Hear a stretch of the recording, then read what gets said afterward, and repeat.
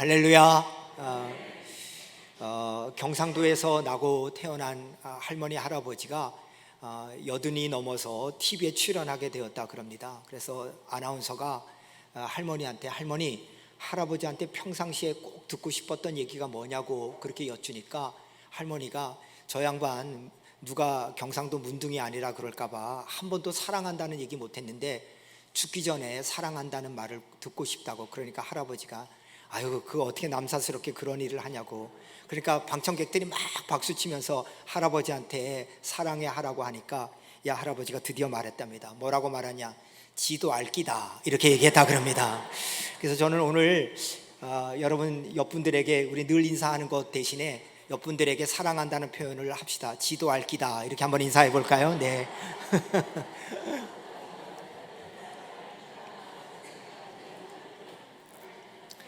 네, 여러분, 저도 여러분 사랑하는 거 아시죠? 네, 네. 지금은 은퇴하셨지만은 그 한동대학교 교수로 계셨던 허종욱 교수가 성공은 속도보다 방향이다 하는 칼럼을 썼는데요. 제가 이 칼럼을 읽으면서 그래, 이게 참 중요하지 하는 그런 깨달음을 얻었는데, 내용은 이런 것입니다. 1955년에요 두 남자가 태어났다는 겁니다. 근데 이 두 남자가 지금 우리가 살고 있는 세상의 전반적인 문명을 이끌고 있다는 겁니다. 그게 누구냐? 하나는 여러분이 잘 아는 빌 게이츠, 마이크로소프트를 창업해서 우리의 모든 컴퓨터의 기반이 되는 그런 회사를 만든 빌 게이츠고, 또 하나는 여러분이 잘 사용하고 계시는 그 애플, 아이폰 있잖아요. 아이폰이라든가 이런 애플사를 만든 스티븐 잡스에 대한 그런 두 사람에 대한 기사를 썼습니다. 이 두 분이 1955년에 태어났고, 그리고 50대에 전부 다 은퇴를 했는데, 은퇴할 때까지 세계적으로 엄청난 기업을 일궈서 영향력을 준 사람이다 하는 얘기를 하면서 이렇게 얘기합니다. 이 두 분은 전부 다 인생의 속도에 있어서는 탁월하다. 정말로 어떻게 그렇게 55년에 태어나서 50살 될 때에 전 세계적인 기업을 이루면서 영향력을 끼칠 수 있단 말인가. 정말로 탁월하다. 그렇게 얘기하면서 동시에 이런 얘기합니다. 그러나 두 사람이 인생의 방향이 너무너무 다르다, 이렇게 얘기합니다. 그러면서 빌 게이츠는 아버지가 아주 유명한 변호사였죠. 어머니는 은행 이사였는데 그 밑에서 아주 좋은 집안에서 태어나서 좋은 학교 다녔고, 그런 다음에 하버드 대학에 들어갔습니다. 그러나 스티브 잡스는요 미혼모에서 태어났어요. 미혼모로 태어난 다음에 일주일도 안 되어가지고 미혼모인 어머니가 이 스티브 잡스를 다른 집안에 입양시키죠. 그래가지고 잡스라는 라스트 네임을 가지고 있는 이 사람 밑에서 자라게 되었습니다. 그리고 대학을 갔는데 둘 다 중퇴를 하죠. 빌 게이츠는 하버드 대학 다니다가 난 더 이상 배울 것이 없어, 그리고 중퇴하지만 스티브 잡스는 리드 대학을 다니다가 너무너무 가난하니까 학비를, 미국 대학에 학비가 많이 들잖아요. 더 이상 부모한테 학비 부담을 주기 싫어가지고 도중에 중퇴해버리고 맙니다. 그래서 그런데 그러고 난 다음에 이 빌 게이츠는 멜린다라고 하는 정말 똑똑한 여자죠. 듀크 대학을 나온 이 여자랑 같이 결혼해서 자녀 3명을 낳고 세계적인 기업을 만들고, 50대 때 뭐 하냐면은 야, 나는 이제는 더 이상 돈 버는 것보다는 내가 번 돈을 가지고 어떻게든 가난한 사람을 도와야겠다. 저개발 국가 아프리카, 또 의료 지원을 못 받는 데에서 거기에 수십조를 투자합니다. 엄청나죠. 근데 스티브 잡스는 50대에 은퇴하는데, 은퇴한 이유가 뭐냐? 췌장암에 걸려서 그래서 은퇴하죠. 그리고 그 다음에 죽음을 맞이하는데, 제가 죽었을 때 그 집에 한번 가봤습니다. 그때는 경호원들이 이렇게 있으면서 추모를 하던 그런 현장이 생각나는데, 그렇게 57이라는 젊은 나이에 세상을 떠났습니다. 그러면서 하는 얘기가, 이 허 교수님이 얘기하는 얘기가 두 사람의 인생 방향이 너무 틀렸다. 어떻게 틀린 걸 알 수 있느냐? 스티브 잡스는 대학에서 연설을 할 때 그의 모교인 하버드 대학에 가가지고 연설을 하면서 이렇게 얘기를 했다는 겁니다. 여러분, 인생에 있어서 속도가 굉장히 중요하고 돈 버는 게 중요합니다. 그런데 왜 버는지에 대한 방향을 아는 것이 참 중요합니다. 그러면서 창조적 경제를 얘기하면서 나는 지금까지 모은 돈을 아이들한테는 아주 극소량 한 1,000만 불 정도만 물려주고, 뭐 그 사람한테는 뭐 정말로 껌값이겠죠. 나머지 모두는 정말로 기부하면서 내가 새로운 삶을 사는 사람들을 돕고 싶다, 이렇게 연설했습니다. 그러나 스티브 잡스는 그렇게 연설하지 않았죠. 그는 리드 대학이 아닌 스탠포드 대학에서 연설했는데 이렇게 연설했습니다. 여러분, 성공을 위해서라면 굶으십시오. 목표를 향해 달려가십시오. 그렇게 달려가야지만 성공합니다, 이렇게 얘기해서 속도에 대해서는 얘기를 했는데, 그 속도에서 성공한 걸 가지고 어떻게 살아야 되는지에 대한 얘기는 하지 않고 끝냈다는 겁니다. 그러면서 이 허종욱 교수가 쓴 칼럼의 마지막에 그렇게 얘기합니다. 여러분, 똑같이 인생의 속도에서는 엄청난 성공을 이룬 분들인데 인생의 방향에서는 너무 아쉬운 점이 두 분을 통해서 드러납니다, 이렇게 끝맺고 있습니다. 제가 이 글을 읽으면서, 그래, 우리는 뭐 때문에 성공하려 그럴까? 왜 우리는 이렇게 달려가야 될까? 도대체 우리의 삶의 목적이 무엇일까?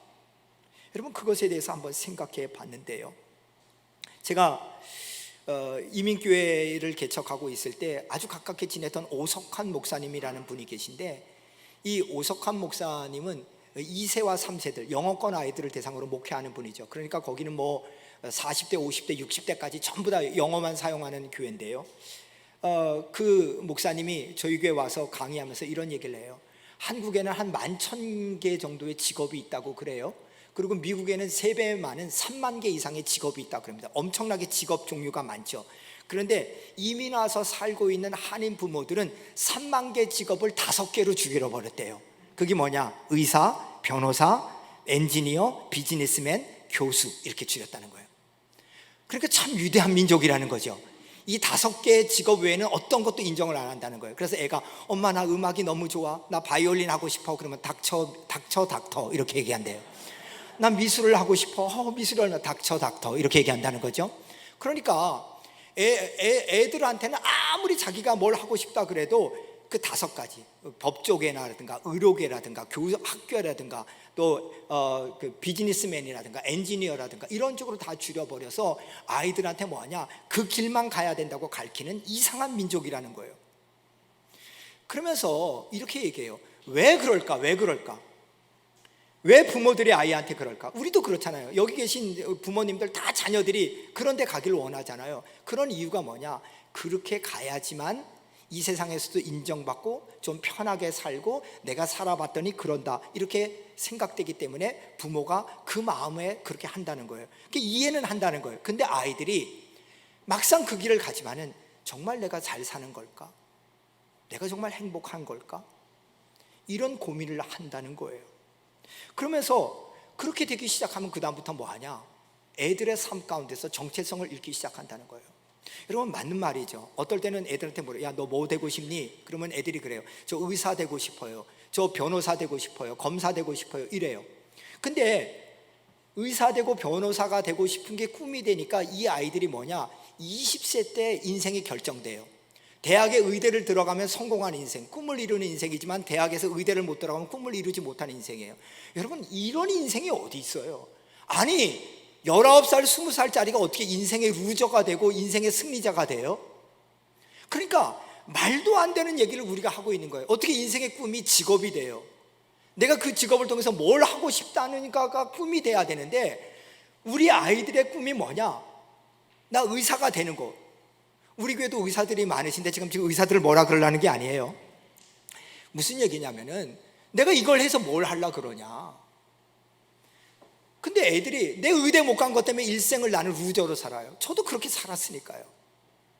여러분, 그렇게 되니까 방황하게 되는 거죠. 인생에서 속도보다 방향이 중요하다는 것은 쉽게 얘기하면, 너 왜 사니? 너 왜 인생을 사니? 그럴 때 나 이런 것 때문에 삽니다 하는 분명한 대답이 있냐는 거예요. 그거를 기독교적 용어로 얘기하면 소명이라 그래요. 나 어떻게 살겠다는 콜링, 하나님의 부르심, 이게 있냐는 거예요. 내가 어떤 길을 가겠다 하는 방향이 있냐는 거예요. 여러분, 인생에 있어서는요, 길이 세 가지 있어요. 어떤 사람은 남이 닦아놓은 길을 가는 사람이 있고요, 어떤 사람은 남이 가는 길을 방해하는 사람이 있어요. 예를 들어 이런 거죠.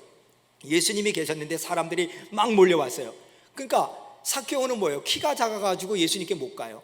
물론 앞에 있는 사람들의 열심이 나쁜 게 아니죠. 그러나 내 열심과 내가 하는 얘기와 내 주장이 다른 사람을 방해하는 것은 아닐까도 생각해 볼 필요가 있어요. 그런가 하면은 길을 내는 사람이 있어요. 누구도 가지 않는 길에 길을 내서 그 길을 따라오게 만드는 그런 사람이 있다는 거죠. 오늘 우리가 읽은 빌립이라는 분은 바로 그런 길을 내는 사람이었어요. 아시다시피 스데반이 박해로 순교당한 이후부터 초대교회는 산산이 흩어집니다. 풍비박산이 났어요. 그래서 사도회에는 모든 사람이 흩어져요. 다 흩어지는데, 근데 사마리아라는 지역은 누구도 가고 싶어 하지 않았습니다. 왜 사마리아를 가고 싶어 하지 않느냐? 우리나라처럼 남북으로 갈라져 있는데 북이스라엘의 수도가 사마리아였는데 이 사마리아를 남쪽 유다 사람들은 개라고 생각했어요. 왜냐하면 아수르라는 나라가 북이스라엘을 공격해가지고 점령한 다음에 귀족들은 다 데려가고 여러 나라에서 잡은 나라들을 북쪽에다가 막 이주시켰어요. 그러니까 북쪽은 어떻게 되는 거예요? 피가 섞인 거예요. 그러니까 남쪽 사람들은 순수한 혈통을 유지하는데 북쪽 사람들은 피가 섞이니까 저 개 같은 민족 이렇게 얘기한 거예요. 그래서 누구도 상종하지 않고 사마리아를 돌아서 가려고 그러고 그런 지역에, 그러니까 사마리아 지역에 누구도 가기 싫은데 하나님께서 빌립한테 얘기하는 거예요. 야 빌립아, 너 사마리아 가. 여러분, 가고 싶겠습니까? 요나도 그랬잖아요. 니느웨가 너무 괴롭히니까 나는 그 민족 가고 싶지 않다 그랬잖아요. 여러분, 일제강점기 때 일본 가서 복음을 전하라 그러면 여러분 가고 싶겠습니까? 가고 싶지 않죠. 마찬가지예요. 그러니까 지금 빌립도 가고 싶지 않은데 하나님께서 야, 너 거기 가야 돼. 거기 가서 길을 내야 돼. 그래서 그거에 순종하는 거예요. 여러분, 우리가 믿음의 조상 아브라함 얘기할 때도 그렇잖아요. 아브라함한테 하나님 뭐라 그러냐? 너 본토 친척 아비집을 떠나 이래요. 여러분, 본토 친척 아비집을 떠나라는 것은 우리한테는 되게 쉬워요. 지금은 너무 잘 떠나니까. 고향을 떠나서 여기까지 오신 분들 너무 많으시잖아요. 근데 예전에는 그러지 않았다니까요. 창조가 됐던 그 당시의 시대는 뭐냐? 시족사회와 지역사회예요. 그래서 시족과 지역을 떠나면은요, 누구로부터도 보호받지를 못해요. 우리처럼 뭐 경찰력이 있고 뭐 법이 있고 이런 게 아니잖아요. 그러니까 혈연 공동체가 지키는 거예요. 근데 여길 벗어난 건 사형과 같은 거예요. 그래서 가인이 아벨을 죽였을 때 하나님이 내린 형벌이 뭐냐? 추방령이에요. 너 떠나라. 그럴 때 가인이 뭐라 그러냐? 이 형벌이 너무 중하다는 거예요. 너무 무섭다는 거예요. 왜? 떠나면 죽으니까. 근데 하나님이 아브라함한테 떠나라 그래요. 그러니까 아브라함은 뭐예요? 길을 내야 되는 거예요. 새로운 길을. 근데 아브라함이 창세기 12장 4절에 보니까 여호와의 말씀을 따라갔고 이렇게 표현하고 있어요. 그러니까 아브라함은 뭐 하는 거예요? 내가 가지고 있는 머무는 길, 편한 길, 넓은 길이 아니라 하나님이 놓으라고 한 그 길을 놓기 위해서 따라갔다는 거예요. 오늘 빌립이 그렇게 산 거예요. 이 길을 통해서 뭐 하냐? 하나님께서 기뻐하는 일이라면, 생명을 살리는 길이라면 나는 그 길을 가기 위해서 순종하겠습니다. 그리고 사마리아로 갔어요. 근데요, 놀랍죠? 하나님께서 가라고 한 그 길이에요. 하나님이 야 빌립아, 너 혼자 가는 게 아니야. 내가 함께 가. 그래서요, 하나님께서 함께 하시면서 그곳에 기적과 이사와 표적이 일어나요. 그러니까 그 성에서 제일 세다고 영향력이 있는 마술사 시몬이 있었는데요, 이 사람은 뭐냐?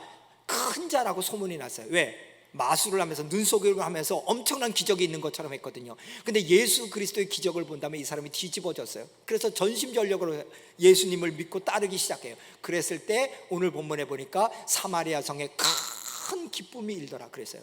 그곳에 막 생명의 역사가 일어나는 거예요. 엄청난 일을 빌립이 한 거죠. 그런데요, 하나님께서 이런 빌립에게 청천벽력 같은 말씀을 하십니다. 그 말씀이 뭔지 아세요? 오늘 본문 26절입니다. 우리 같이 읽읍시다. 시작. 주의 사자가 빌립에게 말하여 이르되 일어나서 남쪽으로 향하여 예루살렘에서 가사로 내려가는 길까지 가라 하니 그 길은 광야라. 여러분, 한번 생각해 보세요. 빌립이요, 사마리아 지역에 가고 싶지 않았어요. 근데 하나님의 명령에서 순종해서 갔어요. 고생하다가 하나님의 역사 때문에 엄청난 부흥을 맛보고 이제는 뭐 하는 거예요? 빌립 이렇게 얘기해요. 그러면서 이제는 안정되고 편안한 생활을 할 수 있게 됐어요. 인정받으니까. 그 성에서 빌립이라는 사람의 그 위치가 너무 중요한 사람이 되었는데, 근데 하나님께서 뭐라 그래요? 야 빌립아, 너 여기 떠나. 여러분 생각해 보세요. 저한테 안디옥 교회에 이렇게 편하고 안정된데 하나님께서 야, 너 떠나. 그러면은 그게 쉽겠어요? 지금 필리핀 마찬가지죠. 그런 지역 속에서 야, 너 저 강원도 두메 산골로 가. 근데 그 길이 어디라? 광야라. 제가 영어를 썼어요. 데저트라고 나왔어요. 사막이라는 거예요. 아무도 없는데 가라는 거예요.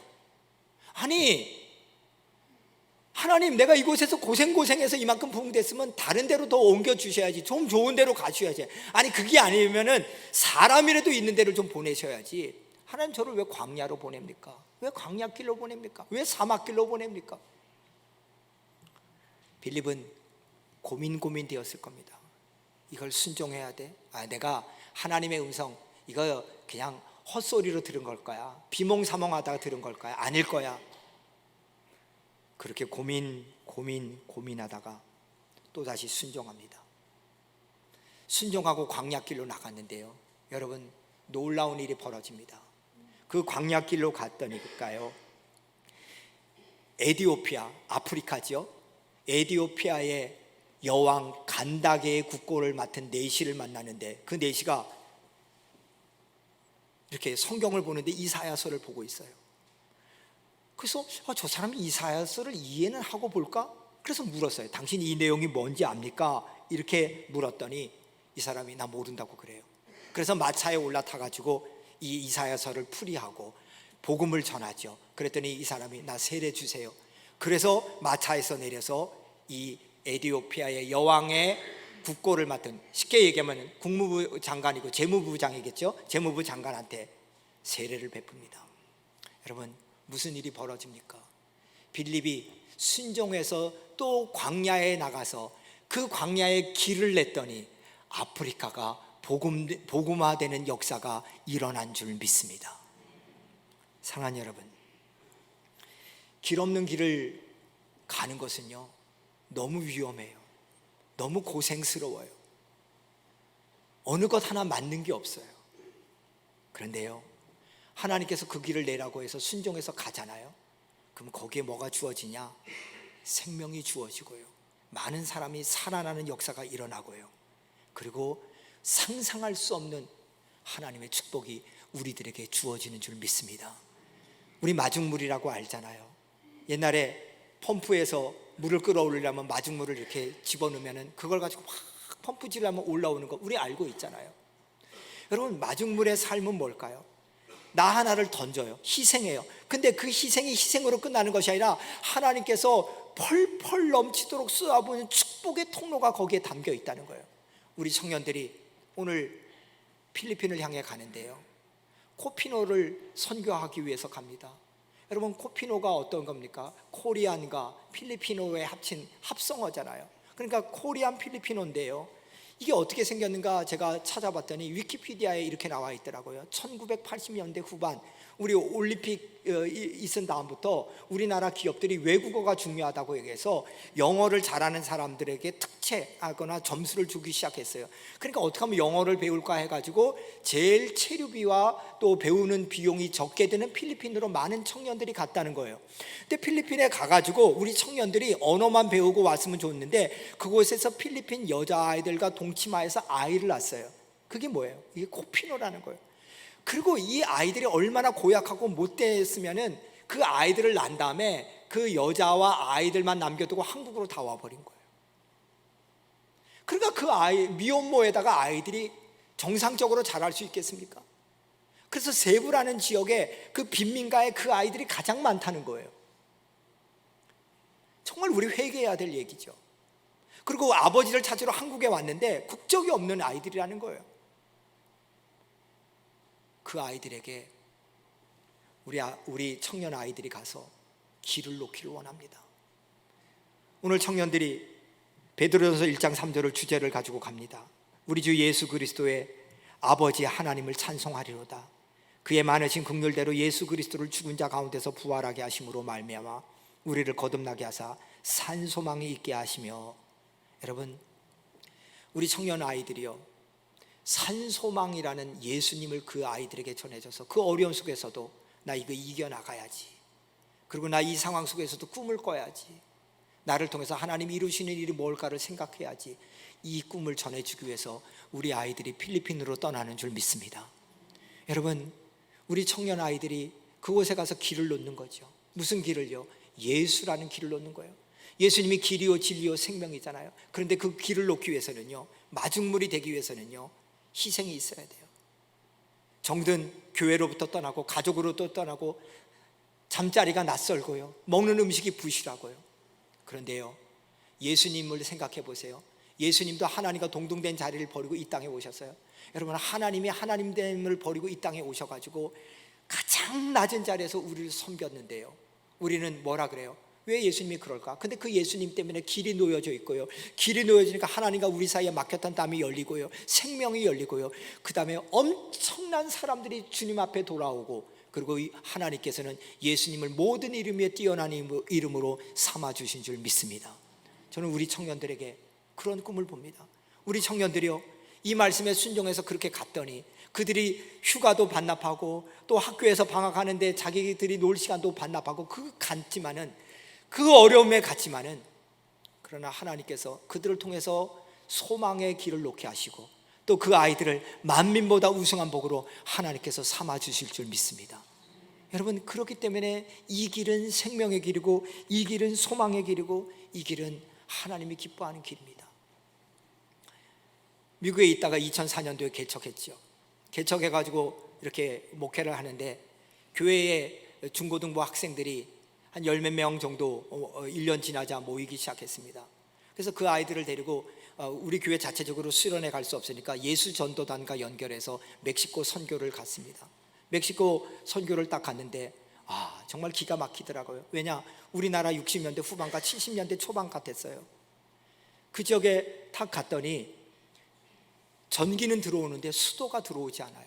그래서 물을 퍼서 가져오고요, 그리고 화장실 같은 데서는 뭐하냐, 물 퍼온 걸 가지고 이렇게 붓고 이럴 정도고 다 판자촌이었어요. 그래서 아이들이 3박 4일 거기서 그 수련회를 하고 오는데요, 단기 선교를 하고 오는데 3박 4일 동안 화장실을 간 친구가 거의 없어요.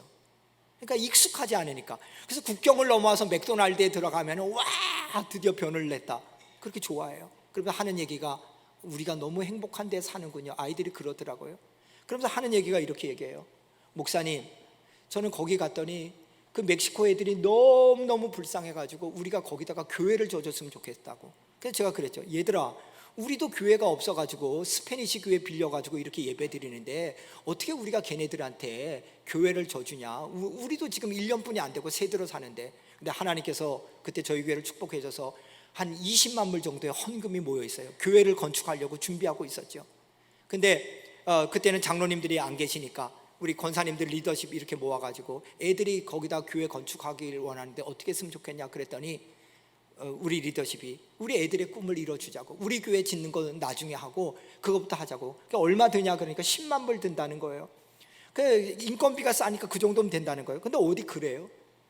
건축이라는 게 그렇지 않잖아요. 예산이 그만큼 있으면 더 들잖아요. 그래서 20만 불 우리가 가진 돈 전부 다 거기다가 했어요. 그래서 2층짜리 이렇게 했는데, 제가 여러분에게 말씀드리고 싶은 것은 그 건물 진 걸로 끝난 것이 아니라, 제가 우리 안디옥 교회로 오기까지 11년 동안 한 번도 빠지지 않고 매달 멕시코를 국경을 넘어가서 거기에서 이렇게 노숙하는 노인들 섬기고, 그 다음에 아이들 섬기고, 불량 아이들 섬기고, 그것을 11년 동안 한 달도 빠지지 않고 했어요. 여러분, 그러니까요, 하나님께서요, 제가 섬겼던 교회를 축복하더라고요. 그렇게 섬겼더니 하나님께서 430만 불짜리의 건물을 구입하게 하고요, 교회에 부흥을 주시기 시작하는데, 제가 그걸 통해서 느낀 게 있어요. 마중물이라는 게 이렇게 중요하구나. 우리가 하나님을 위해서 기쁘게 하면 하나님은 우리에게 쏟아붓는 축복이 엄청 크구나. 사랑하는 여러분, 저는 우리 안디옥 교회가 우리만을 위한 교회로 전락하지 않기를 주님의 이름으로 축원드립니다. 여러분, 물은요, 왔을 때 흘려보내야지만 새로운 물이 들어오지, 물을 가지고 있으면 고이면 썩게 되어 있습니다. 썩으면 어떻게 돼요? 악취만 나요. 우리끼리만 싸워요. 우리끼리만 잘난 체해요. 하나님 그걸 원하지 않아요. 길을 내길 원해요. 제가 너무 감사한 것은요, 이번에 여러분 맥주 감사 헌금 한 것도 우리들이 거기에서 한 1,000만 원 이상들을 또 그렇게 흘려보내고, 또 추수감사 성탄절 때 헌금 흘려보내고, 여러분들이 한 헌금들을 자꾸 그렇게 흘려보내기를 원합니다. 그래서 하나님께서 하나님을 기쁘시게 하는 일에 우리가 흘려보낼 때 하나님께서 위대한 것으로 더욱더 채워주는 축복이 여러분 가운데 간증으로 나오기를 주님의 이름으로 축원드립니다. 그게 하나님의 법칙이거든요. 여러분과 제가 예수 믿게 된 것 전부 다 길을 만든 사람들 때문에 한 거예요. 여러분, 우리나라에 무슨 소망이 있었어요? 근데 선교사님들이 뭐예요? 전부 다 목숨 걸고 이 땅에 왔잖아요. 여러분, 그 이 땅에 온 젊은 청년들에 의해서 옛날에 뭐예요? 전부 다 청년 집회 때는요, 선교사로 갈 사람, 여러분 미국 선교사 집회 때 전부 다 우리에게 온 아펜셀러, 언더우드 청년 집회 때 선교사로 파송을 받을 사람, 그래서 그들이 목숨 걸고 여기 온 거예요. 오늘 우리 청년들이 그렇게 나간다는 거, 어떨 때는 이런 얘기, 에이 걔네들이 뭐 가서 선교한답시고 놀다 오겠지. 여러분, 그런 말씀 하지 마십시오. 걔네들이 놀다 오든 어쨌든 그곳에 가서 한 곳 보면은요, 눈이 달라져요. 눈이 달라지기 시작하면은요, 꿈꾸는 게 달라요. 남들이 원했던 길, 남들이 가라는 길, 그 길 가고도 내가 왜 이 길 갈까? 그게 아니라, 아, 나 이런 일을 위해서 내 삶을 드려야지, 이렇게 꿈꾸게 된다니까요. 사랑하는 여러분, 저는 이렇게 기뻐하는 길을 내는 일에 우리 교회와 청년들이 쓰임받게 된 것이 하나님 앞에 은혜인 줄 믿습니다. 길이요 진리요 생명이라고 우리가 얘기하는 그 길, 그리고 예수님 외에는 생명이 없는 그 길, 그 중요한 길을 우리가 놓으러 가는데 여러분과 제가 일을 감당해야 됩니다. 오늘 우리 자신도 한번 생각해 보세요. 왜 하나님께서 우리를 강남 땅에 살게 하셨을까? 여러분, 한국에서 제일 발달된 지역이고 경제적으로 풍요한 지역이잖아요. 근데 이 지역이 어때요?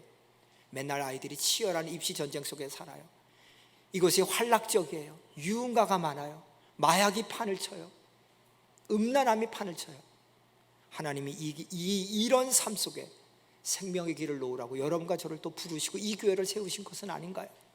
그러므로 오늘도 저희와 여러분들이 하나님이 기뻐하는 이 길, 이 생명의 길, 우리 자신이 놓기를 원합니다. 그래서 여러분들이 어떤 직업을 가졌던, 어떤 위치에 있던, 그것을 가지고 먹고 살기 위한 것으로만 끝나지 말고 하나님의 길을 놓는 그런 위대한 일들을 감당하는 저와 여러분들이 되기를 주님의 이름으로 축원드립니다.